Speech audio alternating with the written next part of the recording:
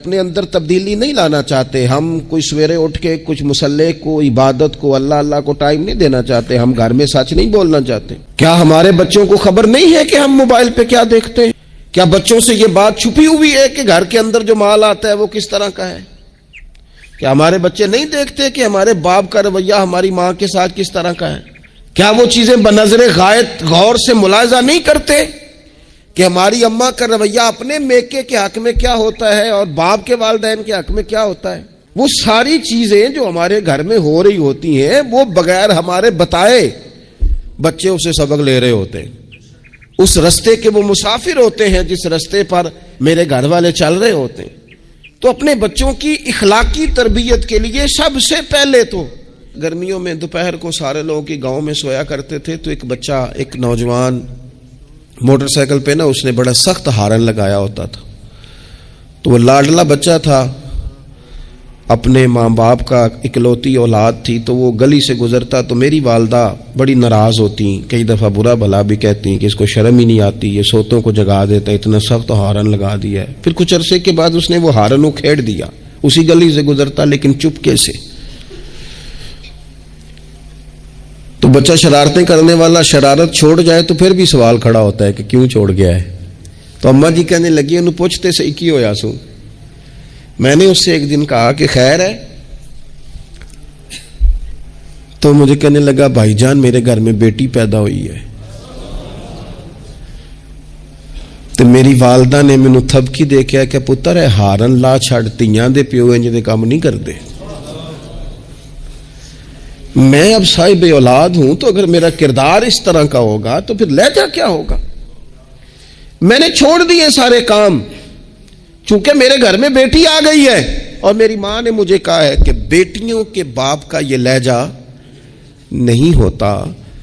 ان کے انداز بڑے شستہ، بڑے صاف ہوتے ہیں. چونکہ گھر میں بیٹی نے آنکھ کھولنی ہے، اس نے وہ رنگ دیکھنا ہے.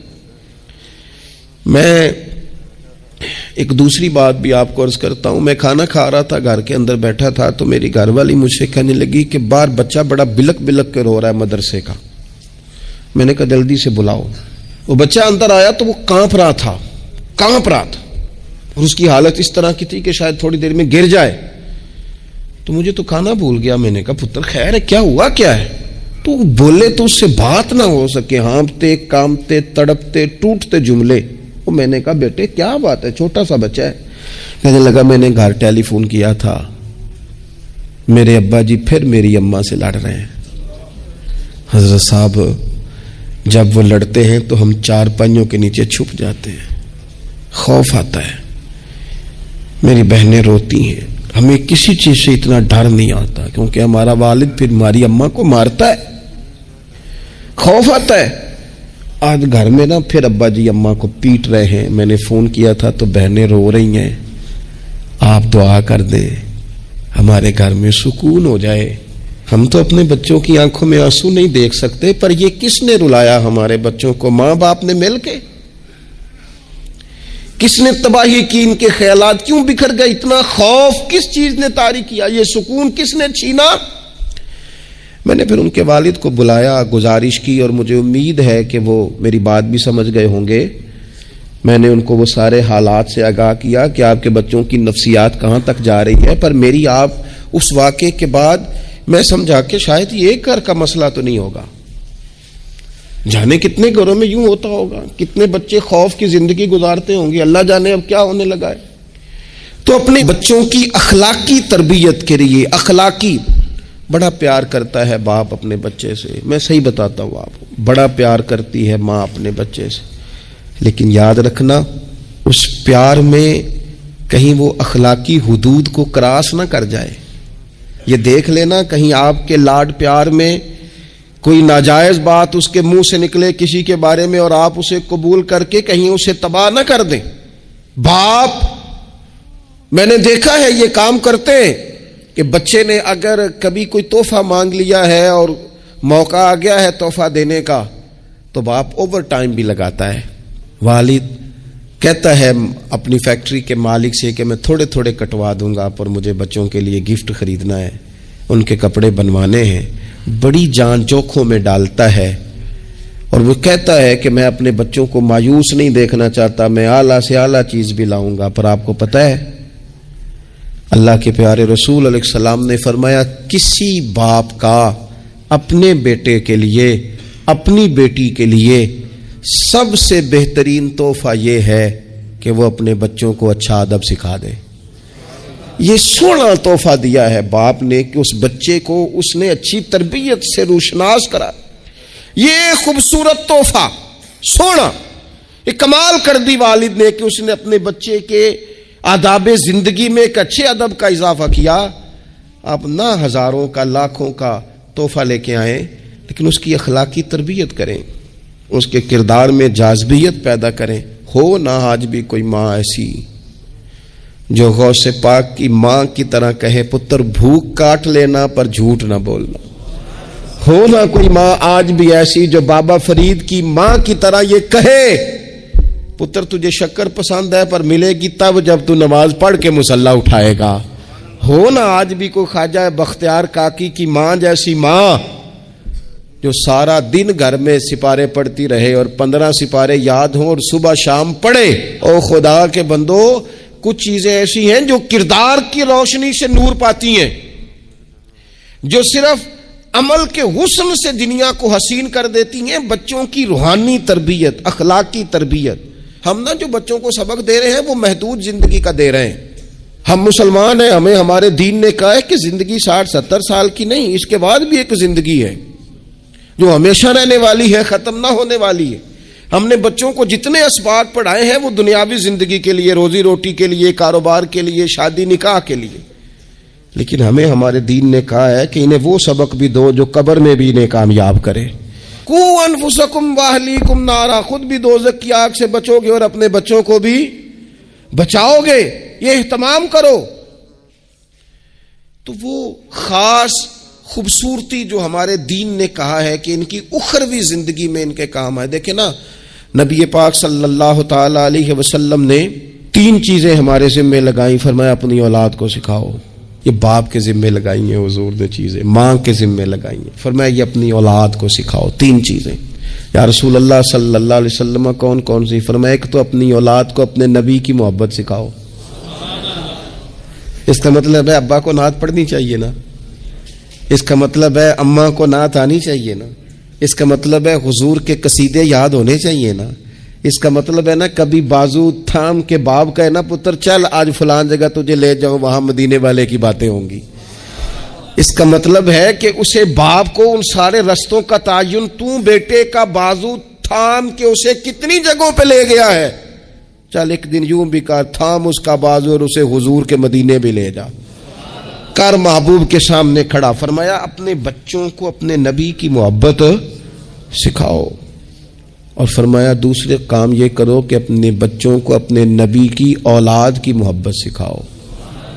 سکھائی حضرت عمر نے جناب عبداللہ کو، عبداللہ ابن عمر کو محبت، تو پھر انہوں نے محبت کی۔ اپنی اولاد کو اپنے نبی کریم کی اولاد کی، اہل بیت کی محبت سکھاؤ۔ اور تیسرا حضور نے ذمہ لگایا کہ اپنے بچوں کو قرآن پاک کی تلاوت سکھاؤ۔ یہ ماں باپ سکھائیں، پہلے خود سیکھیں پھر اپنے بچوں کو سکھائیں۔ انہیں کہ پتر آ بیٹھ میرے پاس بیٹھ کے قرآن شریف پڑھ، میں تجھے پڑھاتا ہوں۔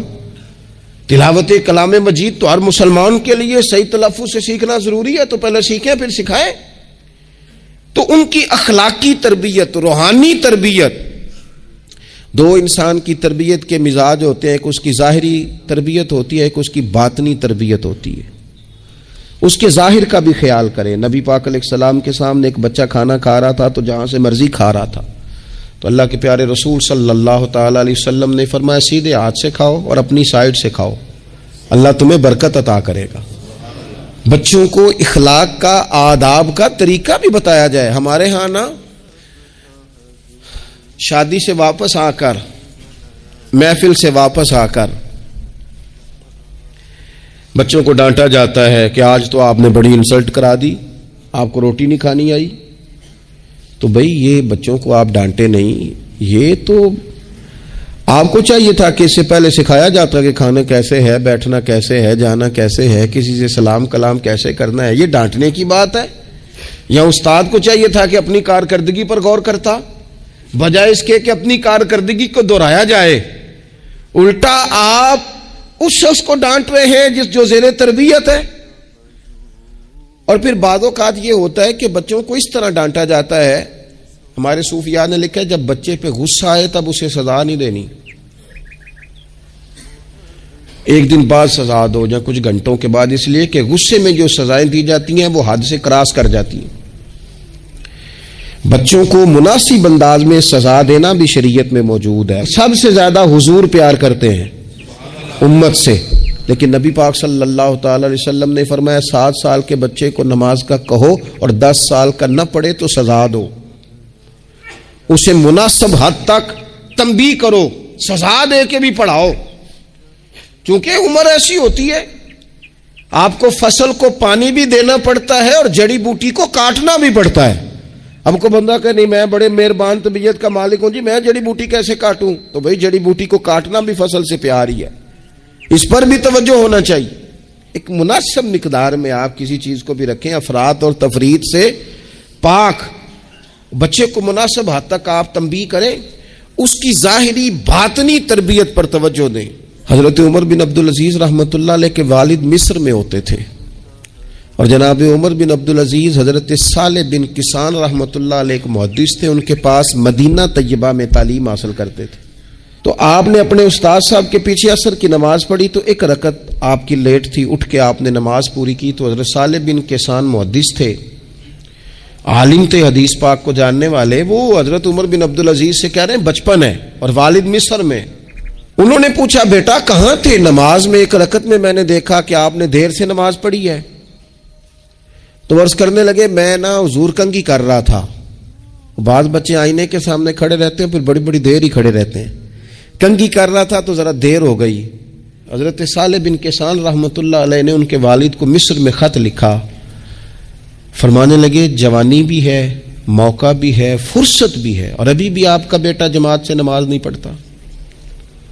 مصر میں خط گیا، آج جب میں نے پوچھا ہے تو اس نے کہا میں کنگھی کر رہا تھا۔ اتنے معمولی سے کام کے لیے اس نے تکبیر اولیٰ چھوڑ دی۔ اب وہاں مصر میں بیٹھے والد نے یہ نہیں کہا کہ مولوی صاحب آہستہ آہستہ ٹھیک ہو جائے گا، آپ کو کیا ہو گیا ہے، کوئی بات ہے کرنے والی؟ انہوں نے وہاں سے گھوڑے پہ بندہ دوڑایا، بندہ مدینہ طیبہ آیا، اس نے کہا جاتے ہی عمر بن عبدالعزیز کو لے جانا حجام کے پاس اور اس کے سارے بال اتروا دینا، اور اسے کہنا پتر جن بالوں کی وجہ سے نماز رہ جائے ان بالوں کو سر پہ نہیں رہنا چاہیے، تیری جماعت کی رکعت رہ گئی پتر، اتنا بڑا کام، اللہ کے حضور حاضری کا موقع تھا۔ پھر اس کا ریزلٹ کیا نکلا؟ حضرت عمر بن عبدالعزیز بادشاہ بنے، 39 سال عمر میں انہوں نے پوری امت کو خیر سے بھر دیا۔ حشام بن عبد الملک کے بھی 11 بیٹے تھے، جناب عمر بن عبدالعزیز کے بھی 11 بیٹے تھے۔